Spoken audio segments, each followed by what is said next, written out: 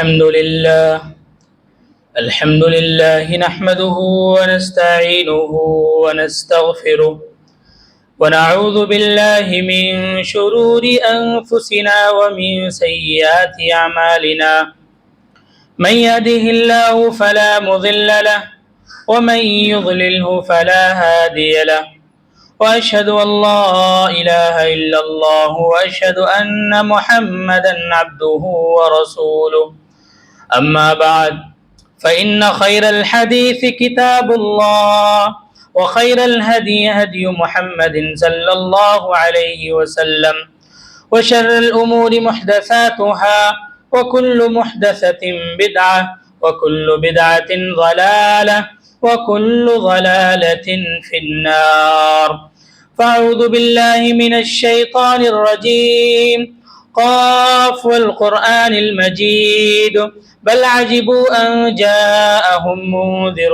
منهم فقال الكافرون هذا شيء عجيب أئذا متنا وكنا ترابا ذلك رجع بعيد قد علمنا ما تنقص الأرض منهم وعندنا كتاب حفيظ بل كذبوا بالحق لما جاءهم فهم في أمر مريج أفلم ينظروا إلى السماء فوقهم كيف بنيناها وزيناها وما لها من فروج والأرض مددناها وألقينا فيها رواسي وأنبتنا فيها من كل زوج بهيج تبصرة وذكرى لكل عبد منيب ونزلنا من السماء ماء مباركا فأنبتنا به جنات وحب الحصيد والنخل باسقات لها تلع نضيد رزقا للعباد وأحيينا به بلدة ميتا كذلك الخروج كذبت قبلهم قوم نوح وأصحاب الرس وثمود وعاد وفرعون وإخوان لوط وقال في موضع آخر بسم الله الرحمن الرحيم يا أيها الذين آمنوا قوا أنفسكم وأهليكم نارا وقودها الناس والحجارة عليها ملائكة غلاظ شداد لا يعصون الله ما أمرهم ويفعلون ما يؤمرون۔ تمام قسم کی تعریف و توصیف، حمد و ثنا، کبریائی و بڑائی اس وحدہ لا شریک لہ کے لیے لائق و سزاوار ہے، جس نے ہم تمام لوگوں کو پیدا کیا، مومن بنایا، مسلمان بنایا، موحد بنایا، اشرف المخلوقات کے لقب سے ملقب کیا۔ درود و سلام نازل ہو تمام انبیاء علیہ الصلاۃ والسلام پر، بالخصوص بے حد و حساب تاجدار مدینہ احمد مجتبیٰ محمد عربی صلی اللہ علیہ وسلم پر، ان کی آل پر، ان کی ازواج پر۔ حاضرین جمعہ، پردہ نشین میری ماں اور بہنوں، آج کے خطبہ جمعہ کا موضوع ہے جہنم اور اس کے عذاب کے متعلق مختصر طور پر ہم بیان کریں گے۔ یہاں ایک سوال یہ قائم ہوتا ہے کہ اللہ تبارک و تعالی نے جہنم کو کیوں بنایا؟ اللہ تبارک و تعالی نے جہنم کو کیوں پیدا کیا ہے؟ تو اس کا جواب یہ ہے کہ اللہ تبارک و تعالی نے انسانوں کو پیدا فرما کر خیر اور شر، یہ دونوں چیزیں اللہ تعالیٰ نے انسانوں کے لیے بنا دی ہیں۔ اللہ نے انسانوں کے سامنے خیر کا راستہ بھی رکھ دیا اور شر کا بھی راستہ بتا دیا۔ گویا کہ قبول خیر و شر اللہ تعالیٰ نے انسانوں میں پیدا کیا ہے، اور ایک انسان کے سامنے جب یہ دونوں راستے آ گئے تو انسان کو یہ اختیار دے دیا گیا ہے، یہ آزادی دے دی گئی ہے اختیار کا کہ وہ چاہے تو خیر کا راستہ اپنائے یا چاہے تو شر کا راستہ اپنا لے۔ یہ دونوں راستے اللہ تعالیٰ نے بتا دیے ہیں اور یہ اختیار دے دیا ہے کہ اب تمہیں جس راستے پر چلنا ہے چلو، اور دونوں راستے اللہ رب العالمین نے قرآن مجید میں اور رسول اکرم صلی اللہ علیہ وسلم نے احادیث مبارکہ کے اندر واضح طور پر بتا دیا ہے۔ وَهَبَ اللَّهُ الْإِنسَانَ حُرِّيَّةَ الاختیار، اللہ تعالیٰ نے انسان کو یہ اختیار کی آزادی دے دی ہے کہ وہ چاہے تو خیر کو اپنا لے، چاہے تو شر کو اپنا لے۔ اب ایک انسان جو خیر کے راستے پر ہے، نیک عمل کر رہا ہے، اور وہیں پر ایک شخص جو برے راستے پر ہے، برائی کا عمل کر رہا ہے، تو کیا خیر اور شر دونوں برابر ہو سکتا ہے؟ نہیں۔ کیا نیکی عمل کرنے والے لوگ اور برے عمل کرنے والے لوگ دونوں برابر ہو سکتے ہیں؟ نہیں ہو سکتے۔ اللہ رب العالمین سورہ جاثیہ کے اندر ارشاد فرمایا، ام حسب الذین اجترحوا السیئات ان نجعلهم كالذین آمنوا وعملوا الصالحات سواء محیاهم ومماتهم ساء ما يحکمون۔ اللہ رب العالمین نے یہ کہا، کیا تم یہ گمان کر بیٹھے ہو کہ جو لوگ برائی والا عمل کر رہے ہیں اور جو لوگ نیک عمل کر رہے ہیں، کیا یہ دونوں برابر ہو سکتے ہیں؟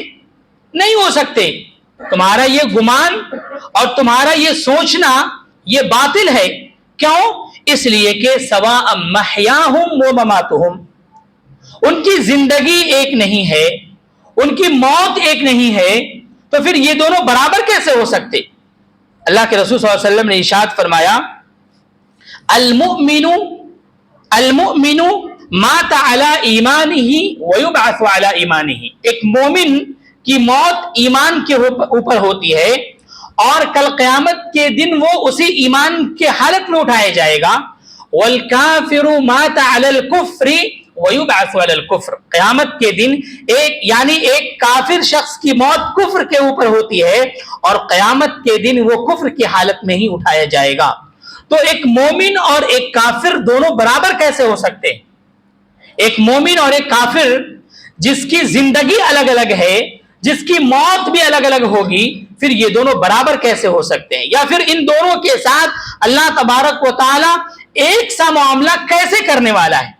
اللہ تعالیٰ ایک طرح معاملہ نہیں کرے گا۔ اللہ تعالیٰ نے کہا کہ جو لوگ ایسا سوچتے ہیں کہ ایک بندہ جو نیک عمل کر رہا ہے، اللہ اس کے رسول کی فرما برداری اور اطاعت کر رہا ہے، وہیں پر ایک بندہ جو گناہوں میں ملوث ہے، گناہ کا عمل کر رہا ہے، نافرمانیاں کر رہا ہے، اور وہ یہ سوچ رہا ہے کہ کل قیامت کے دن جس طریقے سے اللہ تعالیٰ مومنوں کو جنت میں داخل کرے گا، اسی طریقے سے ہمیں بھی جنت میں داخل کر دے گا، ایسا سوچنا اللہ تعالیٰ کہہ رہا ہے ساء ما يحکمون، یہ کتنا برا فیصلہ ہے، کتنی بری سوچ ہے۔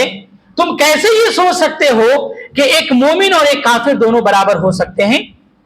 فَمَن يَعْمَلْ مِثْقَالَ ذَرَّةٍ خَيْرًا يَرَهُ وَمَن يَعْمَلْ مِثْقَالَ ذَرَّةٍ شَرًّا يَرَهُ، کہ کل قیامت کے دن ایک انسان ذرہ برابر اگر نیک عمل کیا ہے تو اسے بھی وہ دیکھ لے گا، اور اگر ذرہ برابر برا عمل کیا ہے اسے بھی اپنے آنکھوں کے سامنے دیکھ لے گا۔ تو گویا کہ ایک مومن اور ایک کافر کے درمیان بہت بڑا فرق ہے، اور دونوں کی زندگی الگ الگ ہے، دونوں کا مرنا الگ الگ ہوگا، اور دونوں کا حشر بھی الگ الگ ہوگا، کل قیامت کے دن دونوں کے ٹھکانے بھی الگ الگ ہوں گے۔ تو یہ ظاہر ہے کہ یہ دونوں کی موت ایک نہیں ہے، دونوں کی زندگی ایک نہیں ہے، تو پھر دونوں کا ٹھکانہ اور دونوں کی منزل بھی الگ الگ ہے۔ لہذا یہ بات ثابت ہوا کہ اللہ تعالی اچھے لوگوں کے لیے جنت بنایا ہے اور برے لوگوں کے لیے جہنم بنایا ہے۔ اس آیت میں جو ام حسب الذین اجترحوا السیئات، اس آیت کے ضمن میں فضیل بن عیاض رحمۃ اللہ علیہ جب اس آیت کو پڑھتے تھے، اذا قرأ هذه الآیہ یقول فی نفسہ، جب اس آیت کو پڑھتے تو اپنے دل میں یہ بات کہتے، لیت شعری فی ای الفریقین، کاش کہ ہمیں معلوم ہو جاتا کہ ہم کس گروہ میں ہیں، کس راستے پر ہیں، جہنمی والے راستے پر، جہنم والے راستے پر ہیں یا جنت والے راستے پر ہیں۔ اللہ نے ہمارا نام جنتیوں کے لسٹ میں لکھا ہے یا جہنمیوں کے لسٹ میں لکھا ہے، وہ یہ سوچتے تھے۔ فماذا یقول امثالنا، جب اتنے بڑے بڑے صحابہ، اتنے بڑے بڑے تابعی اور تبع تابعی ایسے فکر رکھتے ہوئے زندگی گزارتے تھے، تو آج ہماری حالت کیا ہے ذرا سوچئے۔ ہم کتنے دن بھر میں کتنی مرتبہ سوچتے ہیں اپنے عمل کے بارے میں؟ کیا سوچتے ہیں ہم اپنے آخرت کے بارے میں؟ کیا کبھی سوچتے ہیں قبر کے بارے میں؟ کیا کبھی ہمارے ذہن میں یہ بات آتی ہے کہ ہم پر موت طاری ہونے والی ہے، ہم اس دنیا سے جانے والے ہیں، ہمارے اعمال کیسے ہیں؟ کیا کبھی ہم سوچتے ہیں؟ صحابہ کرام کی زندگیاں اسی فکر میں گزرتی تھی، تابعین تبع تابعین اسی طریقے کی فکر رکھتے ہوئے زندگی گزارتے تھے۔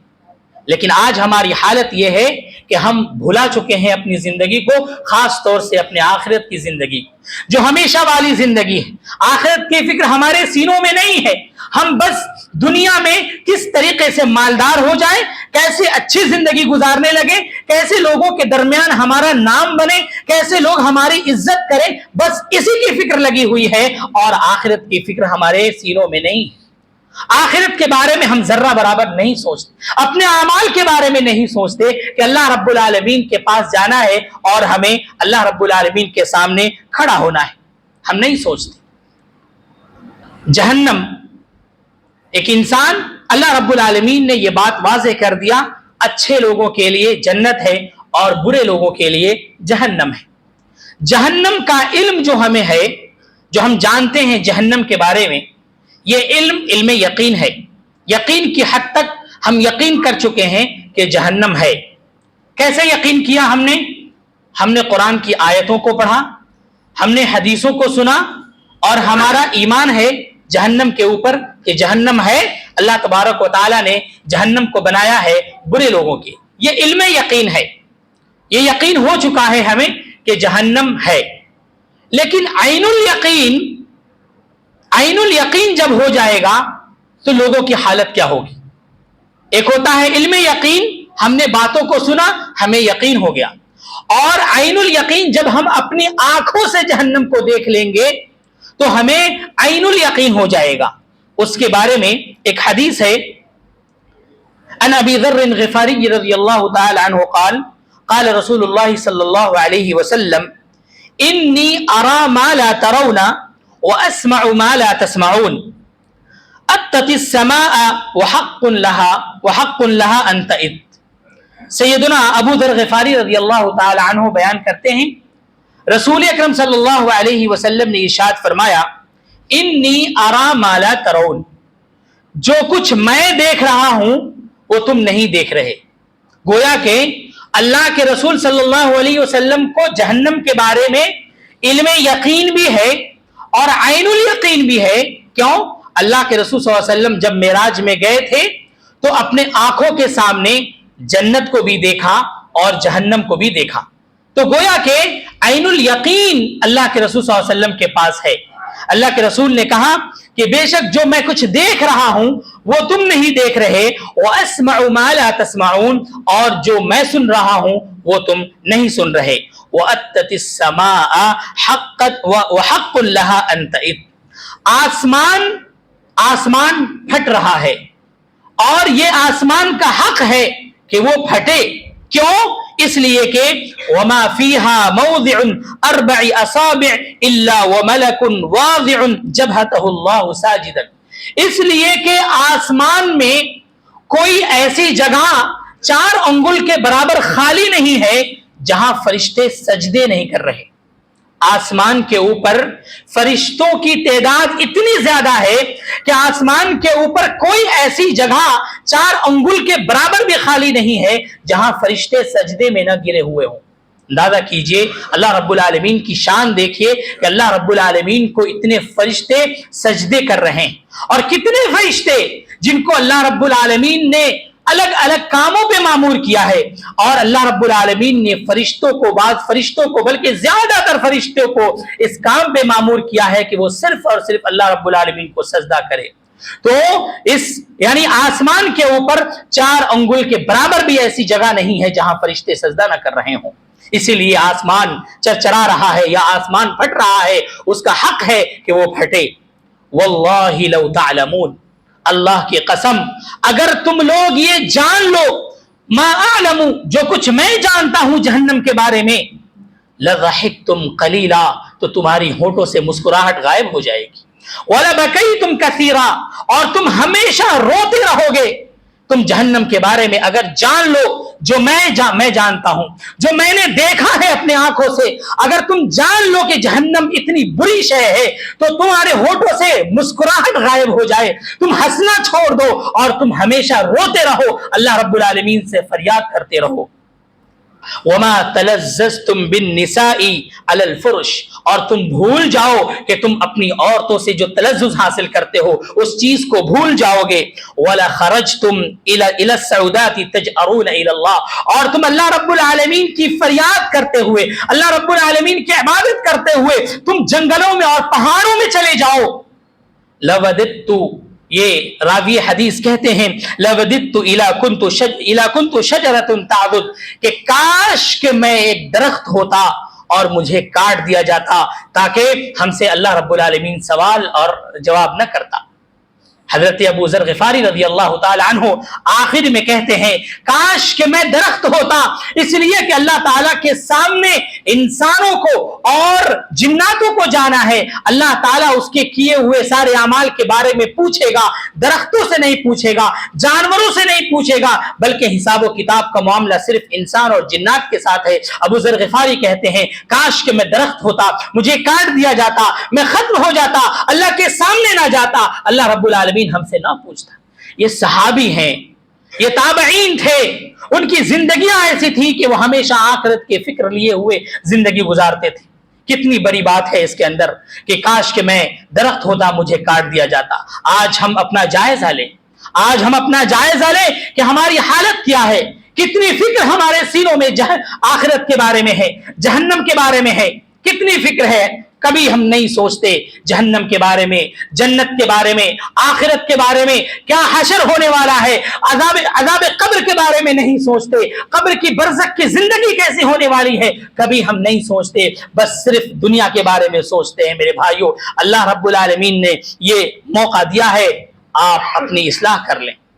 ایسے ہی موت ہے، موت کے بارے میں ہم نے سنا، ہم نے پڑھا، یقین ہو گیا، علم الیقین ہے موت کے بارے میں، لیکن ایک وقت ایسا آنے والا ہے کہ انسان اپنے آنکھوں کے سامنے موت کو دیکھے گا اور اپنے آنکھوں کے سامنے موت کو مرتا ہوا بھی دیکھے گا۔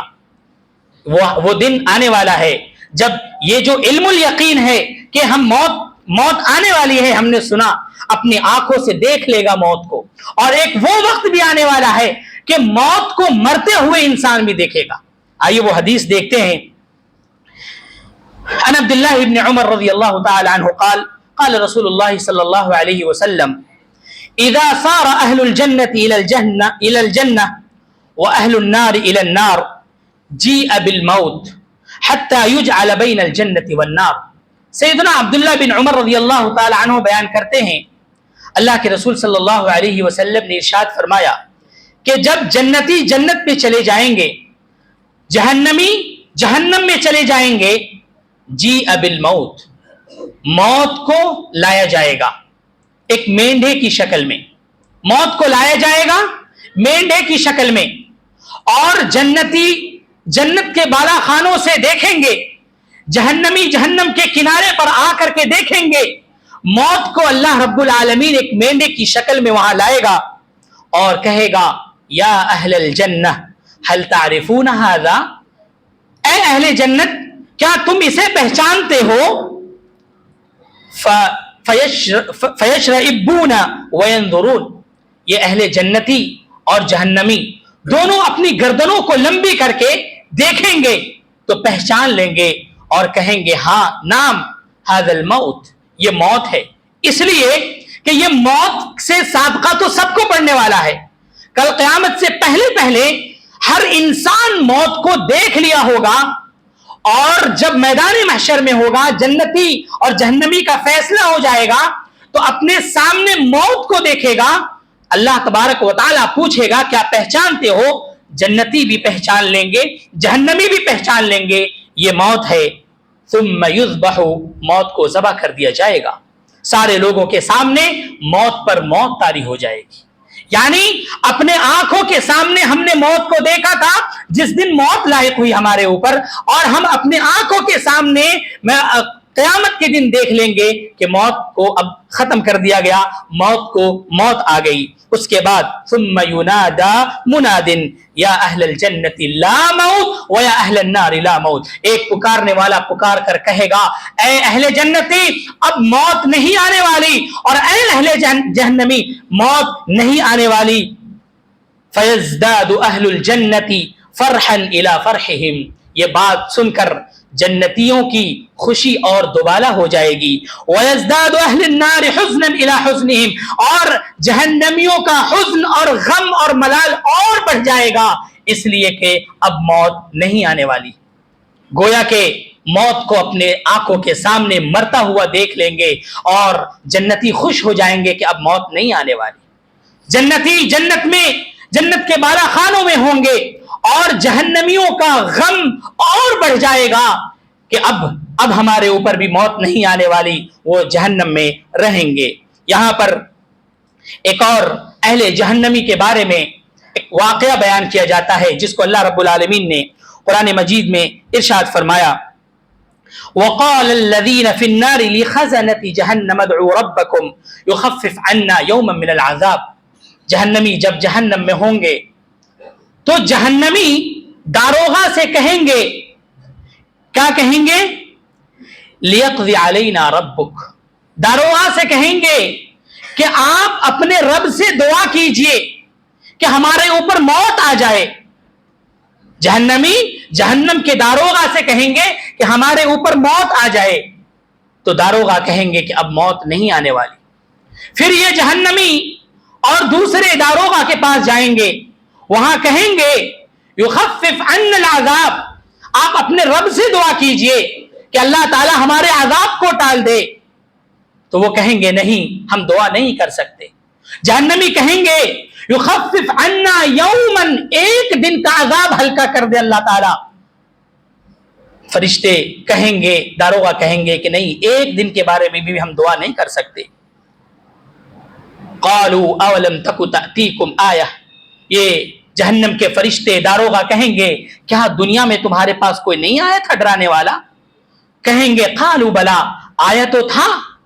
جب یہ بات کہیں گے کہ ہاں ہمیں ڈرانے والا آیا تھا، ہمیں کوئی آیا تھا جو بتا رہا تھا قیامت کے بارے میں، جنت کے بارے میں، جہنم کے بارے میں بتائیں تو گیا تھا، یہ بات جب وہ کہیں گے تو قالوا فادعوا، جب اگر ایسی بات ہے تمہارے پاس ڈرانے والا آیا تھا، تمہیں ساری باتیں بتائی گئی تھی، تو مجھے کیوں کہہ رہے ہو؟ فادعوا، اپنے رب کو پکارو، اپنے رب کو پکارو، تم دعا کرو، تم مجھ سے کیوں کہہ رہے ہو؟ وما دعاء الکافرین الا فی ضلال، اللہ تعالیٰ کافروں کی دعا کو نہیں سنے گا۔ اللہ تعالیٰ تو اس دن یہ کہہ دے گا کہ کوئی مجھ سے بات نہ کرے۔ جب جہنمی جہنم میں چلے جائیں گے تو اللہ تعالیٰ جہنمیوں سے بات تک نہ کرے گا۔ اس دن کا حسرت اور یہ افسوس کچھ کام نہیں آئے گا۔ قیامت کو یوم الحسرت بھی کہا گیا، یوم الحسرہ۔ یہ کیا ہے؟ دیکھیے، ایک ہوتا ہے ندم، شرمندگی۔ ندم کہتے ہیں جب انسان نادم ہو کسی چیز پر، شرمندگی اگر محسوس ہو تو اس کی اصلاح کی جا سکتی ہے، اس کو ختم کیا جا سکتا ہے، لیکن حسرت کی اصلاح نہیں کی جا سکتی۔ قیامت کے دن جہنمی حسرت کریں گے، اے کاش کہ ہمیں دنیا میں بھیج دیا جاتا، اے کاش کہ ایک دن کے لیے ہمیں دنیا میں بھیج دیا جاتا، اے کاش کہ ہمارے اوپر موت طاری ہو جاتی، کاش کہ ہم نماز پڑھ لیے ہوتے، کاش کہ نیک عمل کیے ہوتے۔ لیکن یہ حسرت کرنا کچھ بھی کام نہیں آئے گا میرے بھائیو اس دن۔ اسی لیے اللہ رب العالمین نے یہ موقع دیا ہے، اور ممبروں سے، محرابوں سے، دروس کے ذریعے، خطبات کے ذریعے آپ تک وہ ساری کی ساری باتیں، قرآن اور حدیث کی جو باتیں ہیں، جنت کے بارے میں، جہنم کے بارے میں، نیک اعمال کے بارے میں، ان تمام چیزوں کے بارے میں بتا دیا گیا ہے، لیکن اس کے باوجود آج ہمارا دل مردہ ہو چکا ہے۔ اور مردہ ہونے کی علامت یہ ہے کہ باتوں کو سنتے ہیں لیکن عمل نہیں کرتے، باتوں کو سنتے ہیں لیکن ہمیں احساس نہیں ہوتا، ہم تو سن لیتے ہیں کہ یہ کام حرام ہے پھر بھی حرام کام کرتے ہیں، یہ کام سن لیتے ہیں کہ یہ غلط ہے پھر بھی غلط کرتے ہیں۔ گناہ پہ گناہ کرتے چلے جاتے ہیں، نماز نہیں پڑھتے، زکوٰۃ نہیں دیتے، روزہ نہیں رکھتے، نیک اعمال نہیں کرتے، لوگوں کو دھوکہ دیتے ہیں، جھوٹ بولتے ہیں، حرام کمائی کرتے ہیں، یہ تمام کی تمام چیزیں کرتے ہیں اور معلوم ہے ہمیں کہ یہ غلط ہے، اس کا مطلب ہے کہ ہمارا جو دل ہے، ہمارا جو ضمیر ہے وہ مردہ ہو چکا ہے، احساس نہیں ہو رہا۔ انسان بظاہر زندہ ہے لیکن وہ دراصل اللہ کی نظر میں مردہ ہے، مردے والی زندگی گزار رہا ہے۔ رمضان آیا، سارے لوگ نمازی ہو گئے، سارے لوگ روزہ رکھے، رمضان کے جاتے ہی ہمارے مساجد خالی ہو گئے۔ کیوں؟ یہ احساس نہیں ہے بس رمضان میں نماز تھا، کیا رمضان میں تھا کہ ہم نیک عمل کریں؟ نہیں میرے بھائیوں، ہمیشہ ہمیں نیک عمل کرنا ہے، ہمیشہ اپنے گناہوں کے بارے میں سوچنا ہے، نیک اعمال کے بارے میں سوچنا ہے، جنت اور جہنم کے بارے میں سوچنا ہے، آخرت کی فکر رکھتے ہوئے زندگی گزارنی ہے میرے بھائیوں۔ یہی وقت ہے، اپنی اصلاح کر لیں، نیک عمل کرتے ہوئے زندگی گزاریں، اس لیے موت کا کوئی ٹھکانہ نہیں ہے۔ اللہ رب العالمین سے دعا ہے اللہ رب العالمین ہم تمام لوگوں کو نیک بنائے، قرآن اور حدیث کے مطابق زندگی گزارنے والا بنائے۔ اللہ تعالی ہمارے دلوں میں، ہمارے سینوں میں آخرت کی فکر ڈال دے، آمین۔ وما توفیق الا باللہ۔